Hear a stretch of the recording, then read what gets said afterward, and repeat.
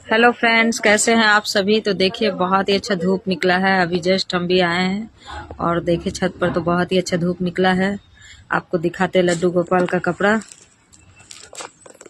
ये देखिए लड्डू गोपाल का कपड़ा, देखिए दीदी बनाई है। देखिए कितना अच्छा लग रहा है देखने में। इधर से घुसाने के लिए इधर से फ्रॉक डिजाइन का बनाई हुई है दीदी। देखिए बहुत ही प्यारा लग रहा है और कलर देखिए कितना खूबसूरत है। देख सकते हैं जब पहनाएंगे लड्डू गोपाल जी को तो आप लोगों को दिखलाएंगे। देखिए कितना अच्छा लग रहा है। अभी विंटर का सीजन है तो भगवान जी के लिए भी अलग अलग कपड़े हम लोग बनाते रहते हैं और आपको दिखलाते भी रहते हैं कि किस तरीके से बनाए हैं। देखिए बेहद खूबसूरत लग रहा है।